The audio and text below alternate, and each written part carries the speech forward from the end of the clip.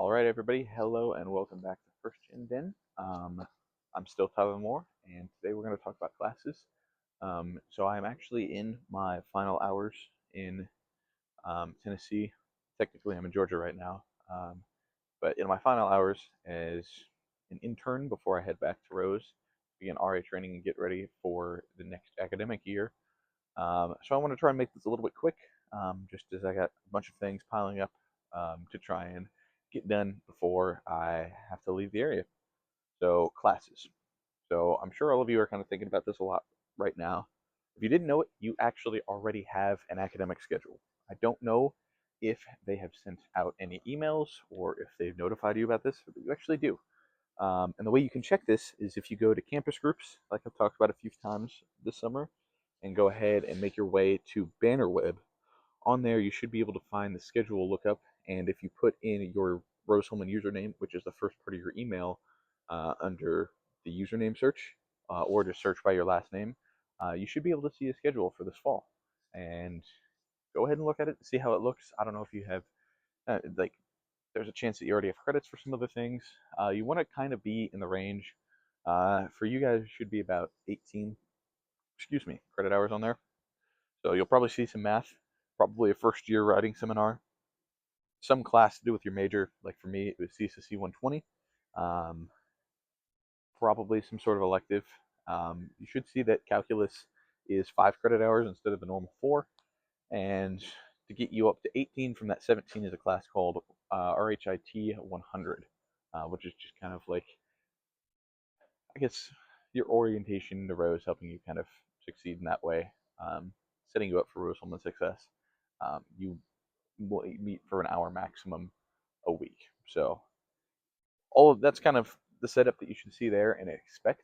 If something looks weird on your schedule, for example, if you are sitting on like 9 credit hours right now or something, if you have a class that you should already have credit for, if you're in a senior capstone section, some of those things that you don't think are right or that you have questions about, you can go ahead and reach out to the registrar office and kind of explain the situation.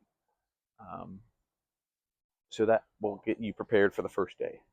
Um, on there, you'll see that everything is divided up by hour blocks.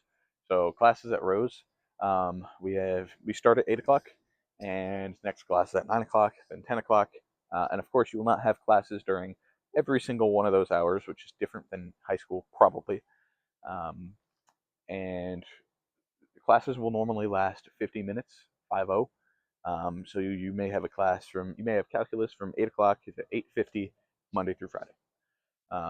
Some classes have different days. Like if you're in 120, like CSSC 120, which is just the introductory computer science course, then you might be meeting on, what was it, like maybe like Monday, Tuesday, Thursday, or something like that for 2 hours, and that will be from like 8 a.m. to 9:50. So you'll go through there. Usually, if you have a 2 hour class, most times the professor will give you like a nice little break in there. Give you a chance to use the restroom or scroll through your phone, whatever you choose. So that's kind of the structure of how things are. At Rose, uh, for the most part, most classes are not required, but you should still be going anyways. I think that is one thing that I hear coming into classes, that everybody's like, "Oh yeah, it's not required. I don't have to go. I'm feeling good about things." Like, no, you should still go get the material. Even just hearing it, reinforcing things is always good, and just kind of being, active participant instead of just kind of putting it on the back burner and being like, "Oh, I guess I'll show up today." That should not be the attitude that you take. Um, with that attitude, I think it is very helpful to have a really go-getter attitude from the get-go in classes. So classes will start on a Thursday. I think it's like, oh, I'm just pulling this off the top of my head. I think it might be like September 3rd, somewhere in that range. It's 6 days after you move in your, official move-in day. I know some people might be there early right now for Ramp or Rose Prime, which is just kind of pre-programs. Um, but on that Thursday, classes will start. Go through Thursday class, Friday class, and so on. So on that Thursday, make sure you have the go-getter attitude to begin with. You'll go through some syllabus stuff.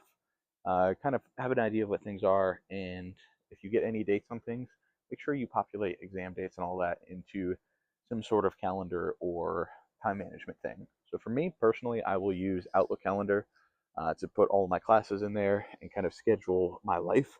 I live out of Outlook um, while at Rose, and I don't know what I would do without it. And at the same time, I also use Microsoft To Do, which you can use as a standalone application or with Outlook, and that's my favorite thing to do, just to have my little to-do list off to the side of my calendar. So that one page, that tab that I always have open on my computer is literally my life. And I recommend that you do something similar. I have friends that have like physical books, it's like planners, like, okay, I'm going to do this. And like, they go through and actually cross it off and they complete it.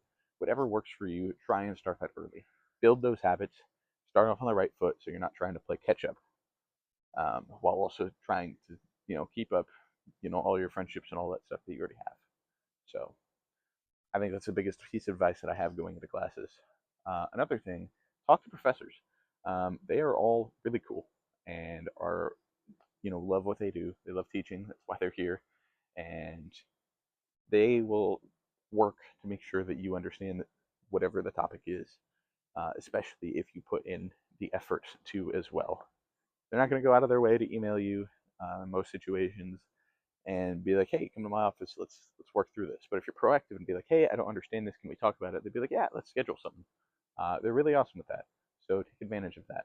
And also, um, I don't really have too much experience with this, but one of my coworkers this summer made sure to tell me the advice. So I'm going to pass it on to you.